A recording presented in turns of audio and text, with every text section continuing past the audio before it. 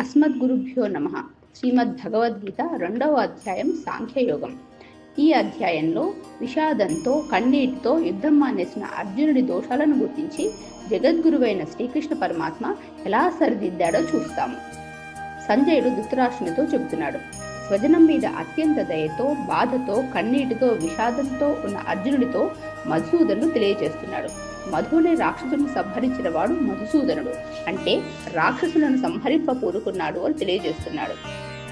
అర్జునుడు మోహం లేదా విభ్రాంతిలో ఉన్నాడు. శ్రీకృష్ణుడు తనను మెచ్చుకుంటాడు అనుకుంటాడు, కానీ శ్రీకృష్ణుడు తన అసమ్మతిని స్పష్టంగా తెలియజేస్తున్నాడు. ఇక్కడి నుంచి శ్రీకృష్ణుని మాటలు ప్రారంభం కాబోతున్నాయి. అర్జున, ఈ విషమకాలంలో నీకు ఈ మాయ ఎందుకు ఆవరించింది? ఇది మాలిన్యం. ఈ పద్ధతిలో సత్పురుషులు వెళ్ళరు. ఇది కీర్తికరం కాదు. ఇది హృదయ దౌర్బల్యం. ఓ మహావీర, నపుంసకత్వాన్ని పొందకు. ఈ పిరిగితనం నీకు తగదు. మానసిక నిస్సత్తువను బదిలీ లే అని నింద ఘాటుగా చేస్తున్నాడు. దీని ప్రతిగా అర్జునుడు, ఓ మధుసూదన, మధువును రాక్షసుడిని సంహరించిన వాడా, యుద్ధంలో పితామహుడైన భీష్ముడిని, గురువైన ద్రోణుడిని ఎదురు బాణాలతో ఎలా హింసించను? వీరు నాకు పూజనీయులు. ఇందాక చీవాటు పడేసరికి అర్జునుడు జంకాడు, కానీ స్వజనం మీద దయ, బాధ, దుఃఖం అనే తమోగుణం అంత సులువుగా పట్టు వీడలేదు. తనను సమర్థించుకుంటూ ధర్మ సందేహ కల్లోలాన్ని బయటపెడుతున్నాడు. తర్వాత గురు శరణాగతి చేస్తాడు. భీష్మద్రోణులు అర్ధకాములైన వారి మనసులో పాండవులదే ధర్మమని తెలిసిన కౌరవపక్షంలో నిలబడ్డారు. అంటాడు, తపస్సులో, విద్యలో, ధర్మంలో మహాప్రభావం గల మహానుభావులైన గురువులను చంపడం కంటే భిక్ష ఎత్తుకుని బతకడం శ్రేయస్కరం.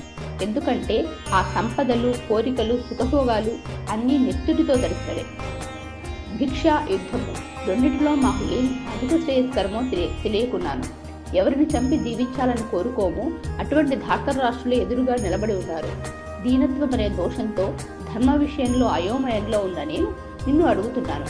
ఏది శ్రేయస్కరమో దానిని నిశ్చయంగా చెప్పునే. నిన్ను శరణు వేడుతున్నాను. శిష్యుణ్ణి, నన్ను శాసించుము. నేను ధర్మ నిర్ణయం చేసుకోలేకపోతున్నాను అని తనలోని లోపాన్ని తనే గుర్తించగలుగుతున్నాడు. శ్రీకృష్ణ, నా ఈ దుఃఖం ఎంత తీవ్రంగా ఉందంటే అవి ఈ భూలోక సామ్రాజ్యం మొత్తం దక్కినా సరిపోదు, స్వర్గలోక సామ్రాజ్యం దక్కినా సరిపోదు. నా దుఃఖాన్ని పోగొట్టే ఉపాయం నాకు కనిపించడం లేదు. ఇలా అర్జునుడికి వివేకం, ఫలాసక్తిపై వైరాగ్యం, ఇంద్రియ నిగ్రహం చూసి మోక్షకాంక్ష తీవ్రంగా ఉన్నదని గ్రహించాడు శ్రీకృష్ణుడు. సంజయుడు చెప్తున్నాడు. శత్రువులను తప్పింపజేసే అర్జునుడు యుద్ధం చేయను అని పలికి మౌనంగా ఉండిపోయాడు. మళ్ళీ శ్రీకేశ అంటే అంతరాత్మలో ఉండే గోవిందుడు, తన అంటే జీవులను నడిపించేవాడు. ఆయన శ్రీకృష్ణుడు సాన్నిధ్యంలో అర్జునుడు తమోగుణం నుంచి బయటపడగలుగుతున్నాడు. అర్జునుడు యుద్ధం మానేస్తున్నాడని ధృతరాష్ట్రుడు ఆనందపడేలోపు జీవులను నడిపించే గోవిందుడు అర్జునుడిని నడిపిస్తున్నాడు. రెండు సేనల మధ్య వేలాడిపోతున్న అర్జునుడిని చూసి అతనికి ధైర్యం వచ్చేట్టుగా జగద్గురువులా పలికాడు. మూల కారణాన్ని శ్రీకేశుడు అంటే అంతరాత్మలో ఉండే పరమాత్మ గమనించాడు. అది అర్జునులో ఉన్న ద్వైతీభావం. అర్జునుడు ఉన్న స్థాయి సామాన్య సంసారిక స్థాయి, అహంకార మమకారాల నుంచి బయటపడలేని స్థితి. కానీ ఊహించుకుంటున్న స్థాయి మహాజ్ఞానుల స్థాయి. అందుకని ముందుగా జ్ఞాన మార్గం గురించి సరైన అవగాహన కలిగించవలసి ఉంది అర్జునుడికి. ఆ జ్ఞాన మార్గానికి పరిపక్వత కోసం స్వధర్మాన్ని శ్రద్ధగా చేయాలి. వట్టి స్వధర్మాచరణ చాలదు, అది కర్మయోగంగా వికాసం చెందాలి. ఈ కర్మయోగమే జ్ఞానయోగంలోకి తీసుకుపోతుంది. జ్ఞానయోగుల లక్షణాలను కూడా పరమాత్మ బోధిస్తాడు ఈ అధ్యాయం చివరిలో. ఈ వివరణకై పరమాత్మ బోధించిన విషయం సంగ్రహంగా ఇలా ఉంది. కృష్ణ పరమాత్మ జీవాత్మనే ప్రస్తావించి పరమాత్మ లక్షణాలను చెప్తాడు. దీనిని బట్టి శరీరధారిగా కనిపించే జీవాత్మ యథార్థ స్థితిలో పరమాత్మ కంటే భిన్నుడు కాడు అని ఉపదేశిస్తాడు. ఈ ఆత్మ అత్యంత రహస్యంగా ఉంది. దానిని గూర్చి ఆశ్చర్యకరమైన వస్తువుగా చూస్తారు, చెబుతారు మరియు వింటారు. బయటికి కనిపించదు, సూక్ష్మమైనది. గురూపదేశం చేత ఏకాగ్రమైన ప్రశస్త బుద్ధి ద్వారా మాత్రమే ఆత్మ సాక్షాత్కారం అవుతుంది. జ్ఞానవంతులు లేదా పండితులు మరణాన్ని, పుట్టుకకు కూడా ఉదాసీనంగా ఉంటారు. ఎందుకంటే పుట్టుక, మరణం అనేవి శరీరానికి మాత్రమే, ఆత్మకు కాదు. జీవుని శరీరానికే బాల్యం, యవ్వనం, ముసలిదనం, అదేవిధంగా వేరొక శరీరాన్ని పొందడం కూడా. మరణం అనేది దేహానికి సహజ ప్రక్రియ. కనిపించే శరీరాలకు అంతం ఉన్నది. వాటిలో వ్యాపించి ఉన్న ఆత్మ ఒకటే. దీనికి పుట్టుక, మరణం, నాశనం, మార్పు, తరుగుదల లేవు. ఏ కొలతలకు, ప్రమాణాలకు, ఇంద్రియాలకు అందదు. ప్రాచీనమైనది, నిత్య నూతనమైనది కూడా. ఏ వస్తువుపై ఆధారపడి ఉండదు. ఈ జీవాత్మలో అవయవాలు లేవు కాబట్టి ఆయుధాలు, నీరు, నిప్పు, గాలి ఎటువంటి మార్పులు తీసుకురాలేవు. సృష్టి అంతటా వ్యాపించి ఉండుట చేత అచలహ అంటే చలనం లేనిది, అన్నింటిలో ఉండుట చేత సర్వగత అవుతోంది. అది ఒకటే అని వేదం చెప్తోంది. రకరకాల ఆకారాలలో కనిపిస్తున్న ఈ ప్రాపంచిక పదార్థాలన్నీ అసత్. వీటి జ్ఞానం తత్వవేత్తలకు మాత్రమే ఉంటుంది.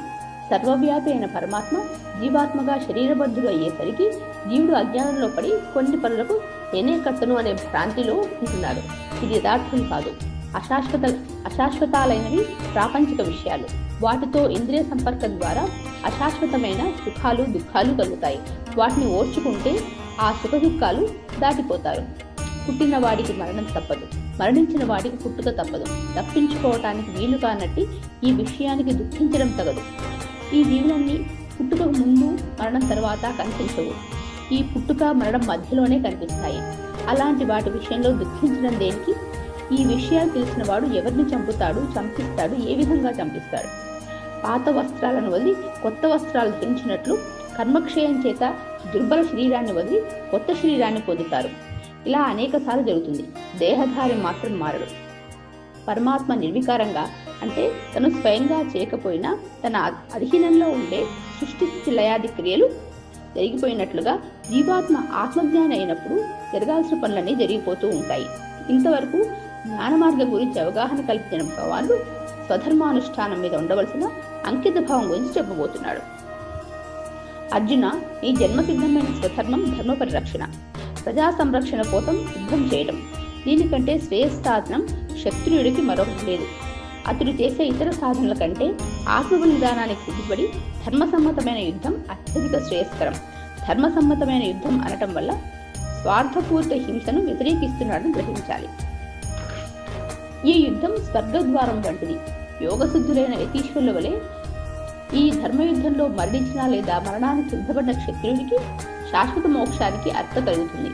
నువ్వు ఈ యుద్ధం చేయకపోయినట్లయితే నీ జన్మసిద్ధ ధర్మాన్ని, యశస్సును పోగొట్టుకొని అపకీర్తిని, పాపమును పొందగలవు. నువ్వు యుద్ధం మానేస్తే ధర్మభ్రష్టులైన వారు చక్రవర్తి అవుతారు. కాబట్టి ధర్మానికి మరింత తీవ్ర హాని కలుగుతుంది. కాబట్టి కర్తవ్యాన్ని పరిశీలించడం ద్వారా అధర్మాన్ని ప్రోత్సహించిన పాపం చుట్టుకుంటుందని కూడా స్పష్టంగా చెప్తున్నాడు భగవానుడు. అర్జున, ఈ యుద్ధం మానేస్తే నీకు వచ్చే చెడ్డ పేరు మరణాన్ని మించినది కదా. గౌరవపాత్రుడిగా ఉన్న నీవు మహావీరుల ముందు తేలికైపోతావు. నీ శత్రుపక్షం వారు అనేక రకాలైన అవాకులు చవాకులు పేలుతారు. ఇలాంటి నిందల కన్నా ఎక్కువ దుఃఖాన్ని కలిగించేది ఏమి ఉంటుంది? ఇలా రకరకాలుగా కర్తవ్య బోధన చేసి తన స్వీయ నిర్ణయాన్ని ప్రకటించబోతున్నాడు భగవానుడు. అర్జున, మరణించావా స్వర్గాన్ని పొందుతావు, జయించావా మహారాజ్యాన్ని అనుభవించగలవు. అందువల్ల స్థిర నిశ్చయంతో యుద్ధమే కర్తవ్యంగా లేచి నిలబడు. తస్మాత్ ఉత్తిష్ఠ కౌంతేయ అనేది మానవజాతి మొత్తానికి ఒక మహామంత్రం అని స్వామి వివేకానంద కీర్తించారు. కుంతి వీరనారి. ఆమె జీవితంలోని ప్రతి ఘట్టం సంఘర్షణే. దేనికి ఆమె పారిపోలేదు. అలాంటి కుంతిపుత్రుడే కౌంతేయుడు. ఈ తరం యువతీ యువకులకు ఈ మొత్తం ఆవశ్యకమైనది. వారిలోని హింసా ప్రవృత్తులు, నిరాశానిస్పృహలు తగ్గుతాయి. కర్తవ్యనిష్ట పెరుగుతుంది. తర్వాత యుద్ధం ఎలా చేయాలో భగవానుడు వివరిస్తున్నాడు. అర్జున, యుద్ధం నీకు ఇప్పుడు అనివార్యం. యుద్ధంలో హింస వల్ల పాపం అంటకుండా ఉండాలంటే జయాపజయాల పట్ల సమభావంపై పట్టు సాధించి యుద్ధం చేయాలి. అప్పుడు రవ్వంత పాపం కూడా అంటుకోదు. తర్వాత భగవానుడు ఫలితాల మీద ఆసక్తి లేని కర్మయోగాన్ని వివరించడానికి ముందు దాని మీద శ్రద్ధ కలగడం కోసం కోరికతో చేసే కర్మను నిరసిస్తున్నాడు. అర్జున, ఫలాల మీద ఆసక్తితో కర్మలు చేసే వారికి ఈశ్వర విశ్వాస రూపమైన స్థిర నిశ్చయం ఉండదు. అటువంటి కర్మలలో అంగవైకల్యం సంభవిస్తే దుష్పరిణామాలు తప్పవు. అందువల్ల ఫలితాలపై ఆసక్తి లేకుండా ఈశ్వరార్పణ బుద్ధితో కర్మయోగాన్ని మాత్రమే ఆశ్రయించు. ఫలితాల మీద ఆసక్తి లేని సాధన మధ్యలో చెడిపోవడం అనేది ఉండదు. వ్యతిరేక ఫలాలు ఉండవు. కొద్దిగా ఆచరించిన మహాభయప్రదమైన కర్మబంధం నుంచి విముక్తి లభిస్తుంది. రామాయణంలో శబరి ఎంగిలి పళ్ళు తిని అప్పటికప్పుడే మోక్షం సాధించాడు శ్రీరామచంద్రుడు. ఆమెలోని నిష్కామ నిర్మల భక్తిని మాత్రం ఆయన పట్టించుకున్నారు. అంటే చేసే పని, దాని ఉద్దేశం కూడా ముఖ్యమైనవి. సత్కర్మలు చేసేటప్పుడు పరోపకార చింతన, భగవద్భక్తి స్థిరంగా ఉండాలి.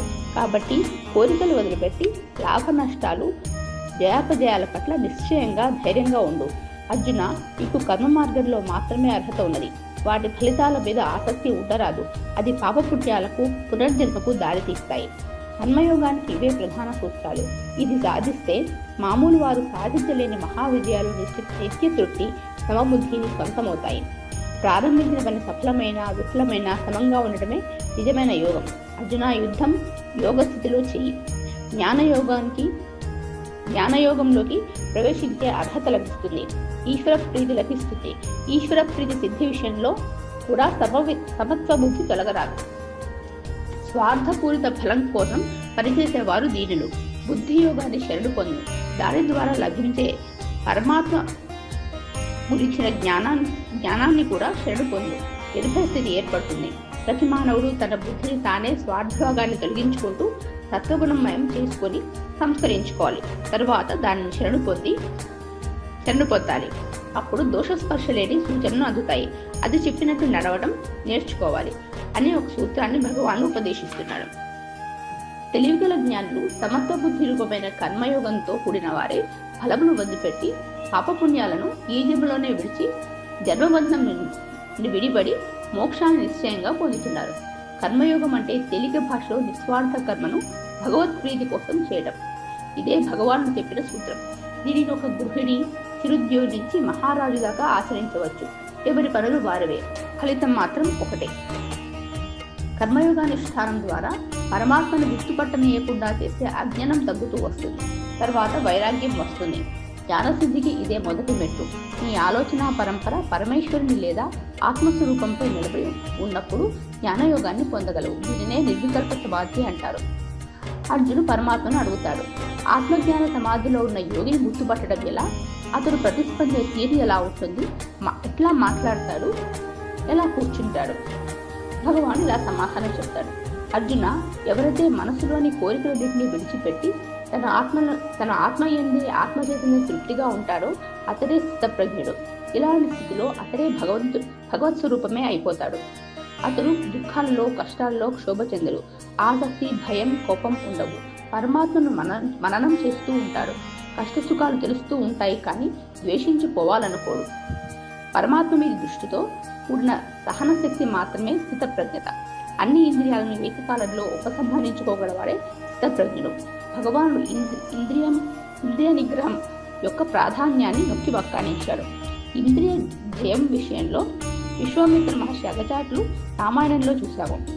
ఇంద్రియ నిగ్రహాన్ని సాధించిన శుక మహర్షి పరతత్వాన్ని ఎంత సులువుగా అందుకోగలిగాడో భాగవతం చెబుతోంది. అందుకని ఇంద్రియ బలాన్ని తక్కువగా అంచనా వేయరాదు. ఏకాగ్ర చిత్తం గలవాడే పరమాత్మనైన నన్నే పొందగలిగిన పరమ వస్తువుగా ఉండాలి అన్నాడు. పరమాత్మను అని చెబుతున్నాడు అంటే శ్రీకృష్ణుడు వ్యక్తి కాదని పరమాత్మ అని తెలుస్తోంది. అందుకే ఇది భగవద్గీత. విషయాల మీద ఆలోచన వల్ల వాటి మీద ఆసక్తి కలుగుతుంది. ఆసక్తి వల్ల కోరిక తీరకపోతే కోపం ముదిరితే మనుషుల వివేకం మాయమవుతుంది. దీనితో మానవత్వమే నశించి అతని నాశనానికి కారణమవుతుంది. విషయ ధ్యానమే ఇంద్రియ విజృంభణకు కారణం. దీనిని మనోబలంతో సరిచేయగలిగిన జీవి మానవుడు మాత్రమే, లేకపోతే పశు సమానుడవుతాడు. గొప్ప విజయాలు సాధించిన వ్యక్తుల జీవితాలలో ఈ నడవడిని చూస్తాము. ఇంద్రియాలకు ఆ విషయాల పట్ల ఇష్టాయిష్టాలను మనోబలంతో తొలగించుకుంటే మానసిక నిర్మలత్వం సిద్ధిస్తుంది. మానసిక నిర్మలత్వంతో మనసులోని చలనాలు ఆగిపోతాయి, దుఃఖాలు ఉపశమిస్తాయి. రాగద్వేషాలు తొలగించుకొని ఏకాగ్రత సాధించి మనోనిర్మలత్వాన్ని సాధించుకోవాలని భగవానుడు ఉపదేశించాడు.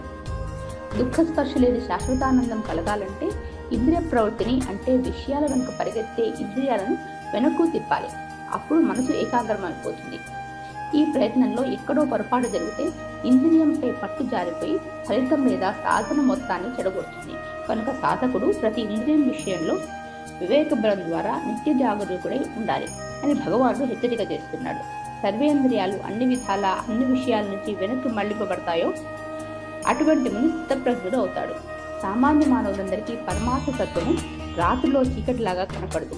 లౌకిక వ్యవహారాల్లో పగలులా జాగరూకతతో ఉంటారు. జ్ఞానికి పరమాత్మ తత్వం పగలులా, లౌకిక వ్యవహారాలు రాత్రిల చీకటిగా ఉంటాయి.